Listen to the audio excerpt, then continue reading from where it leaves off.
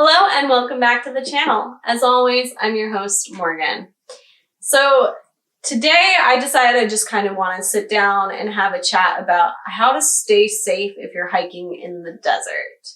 Now, on the camping trip that I've been on, most of the locations we've been going to are in kind of deserty areas like Capitol Reef and Great Basin.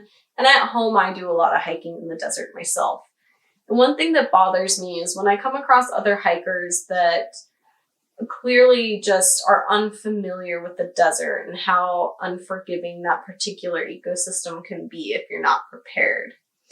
And of course, some basics when you're hiking, like always carry water, always have sunscreen, all that stuff apply. And in some cases, even more so in the desert. I like to carry more water than I think I need if I'm going to be in the desert, even if it's the winter. Most desert hiking occurs in the winter because that's when deserts are going to be cooler.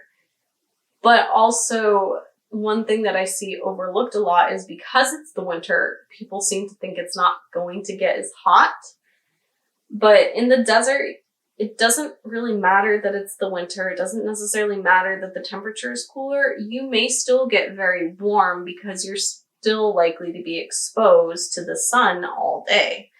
So you still need a lot of water. You still need some sort of protection for your face, especially if you are prone to heat stroke and sun sickness and things like that.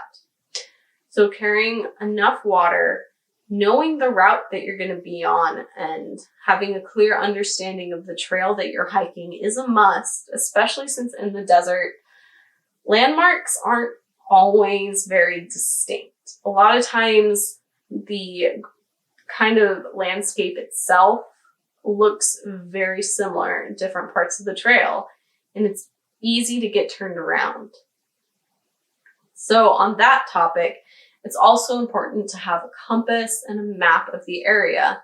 And it's important to let someone know where you're going so that if you don't come back when you're supposed to, they know where to send the search and rescue teams. They know you were hiking this trail, you were supposed to be home by this time, something's wrong. Because even though it is likely going to be the winter time if you're hiking in the desert, it's still going to be dangerous. And that brings us to extreme weather in the desert. Now, you probably don't associate the desert with things like snowstorms and things like that. And for the most part, you don't really need to. In the high desert, that does occur. But even if you're in the lower areas of the desert where you're not going to be getting into snow or anything like that, you need to be very mindful of what's going on in the sky. If you start seeing black clouds, you need to then observe your landscape and see what's around you. Because if you're in a sandy wash, you're in danger if it starts raining. And on a lot of trails, if you're on a slope, you need to be aware because deserts get flash floods and storms can happen very fast. I know when we talk about mountain hiking, we talk about how the weather can change in the blink of an eye and mountains are unforgiving. And honestly, deserts are like that too. Anyone who's been in a desert during monsoon season, I know this is the summer, so you're probably not going to be hiking then, but it's relevant. Anyone who's been in deserts that get monsoons during monsoon season can tell you that it can be sunny and bright one second and then pouring down rain a couple minutes later.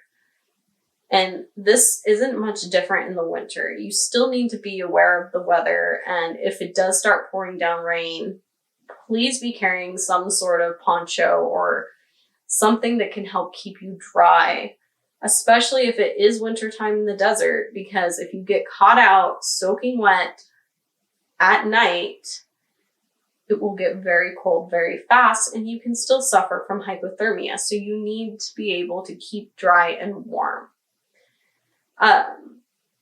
We're not saying these things to kind of scare people. It's just things that I've noticed some people tend to overlook just because I'm in the desert. It's not going to rain. It'll be fine. But things happen, and growing up in the desert, I've seen a lot of flash floods, and it just makes me sad every time someone overlooks that and gets caught in something they're not prepared for. You also want to make sure that along with the water, you're carrying enough snacks. I always like to carry fruit snacks and trail mix, especially salty snacks, because it will help you replenish your electrolytes, and possibly even some sort of like Gatorade powder or electrolyte powder to add to your water if you start sweating a lot. Just because it's winter doesn't mean that you're not going to sweat, and doesn't mean that you're not going to need to replenish your electrolytes. As far as other things that I think get overlooked when you're hiking in the desert sometimes is being aware of the wildlife. Now, yeah, most of the wildlife you're probably going to come across are going to be lizards, but you have to be aware that there are venomous snakes out there. There are venomous lizards like Gila monsters in some deserts. And for the most part, Gila monster venom isn't usually going to be a big deal to people. From my own research, I did write a literature review in one of my classes about venom in non-serpent squamates, so lizards like Gila monsters and monitors. For the most part, their venom is not going to impact you the way a rattlesnake venom is, but you could still have an allergic reaction, which could still be a big deal. But there are creatures like bighorn sheep that if you startle can be potentially dangerous or even deadly, as well as mountain lions and coyotes. You're very unlikely to see them while you're hiking, but you do need to be aware that you are still out in the wilderness. You are still in their territory, and it can potentially be dangerous. So you want to be aware of the things that you may come across and how to behave in different situations. And that is very important. And that's true of anywhere you're going to hike, though. But it's just the thing about the desert. I see it overlooked a lot as a more dangerous place just because you're not really going to run into like a bear. But the desert is still an ecosystem that is going to get the better of you if you don't go into it prepared. So in general, make sure you have enough water. Make sure you at least have some salty snacks on you. Be aware of the wildlife that you may run into. Keep an eye on the sky, and at least carry one of those cheap plastic ponchos. You never know when you're going to need it, and it may be the thing that saves your life. Carry a map, have a compass, and know how to use it just in case. And have some sort of light source in case you get trapped out at night.